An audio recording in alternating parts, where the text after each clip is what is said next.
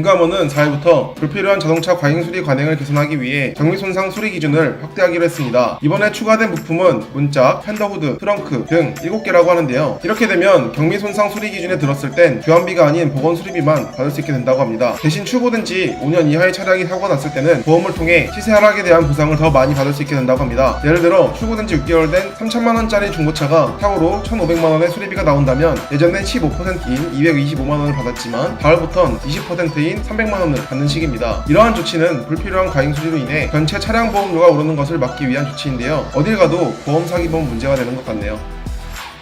21일 뉴욕타임즈는 세계 경제성장의 엔진 역할을 해왔던 중국 경제가 식어가고 있다. 그것도 세계가 그 역할을 가장 필요로 하는 시기에 라며 중국의 경제 상황을 진단했다고 합니다. 중국이 세계 경제성장의 엔진으로서 역할을 할 수 있게 했던 내수시장의 침체가 주요 원인인데요. 포드는 내수 부진 등을 이유로 11월 춘칭에 있는 공장 생산량을 70% 줄였다고 합니다. 뿐만 아니라 경제성장을 뒷받침해온 투자도 미약해졌다고 합니다. 미국과 중국의 무역전쟁 때문에 중국과 외국 기업들은 추가 투자는 엄두도 못 낸다고 하는데요. 이에 중국 기업이 아닌 한국에서 여러가지 인프라 투자 계획을 허가하는 등 힘을 쏟아붓고 있지만 역부족이라고 합니다. 어제는 중국 시장 좋아질 거라고 하더니 오늘은 나빠질 거라고 하네요.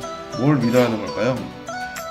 김수현 청와대 정책실장이 서민들에게 집값은 여전히 높다 라고 발언했다는데요. 이 때문에 추가적인 부동산 정책이 나올 확률이 매우 높아졌다고 합니다. 박원갑 KB국민은행 수석부동산 전문위원은 대출이나 세금 등 수요 억제 정책이 추가로 나올 가능성이 있다고 했습니다. 심교원 건국대 교수는 김 실장은 서울 집값에 한해 말한 것으로 보이는데 각종 설문조사를 살펴보면 서민들의 눈높이에 맞는 서울 집값은 지금보다도 30%가량 낮은 수준이다 라고 밝혔습니다. 그러나 전문가들은 정부의 시장 개입이 중도를 지켜야 한다고 하는데요. 권대중 명지대 교수는 정부가 인위적으로 집값을 통제하면 단기적으로는 서민들에게 이득을 줄 수도 있지만 장기적으로 보면 경기 침체에 따라 고통을 주게 된다 라고 했습니다. 더하여 서민을 위한다면 가격을 떨어뜨리려고만 할 것이 아니라 임대주택 등의 공급을 늘리고 서울에 집중된 집중들을 분산하는 정책을 써야 한다 라고 했습니다. 확실히 부동산 가격은 떨어져도 올라도 문제가 큰 것 같습니다.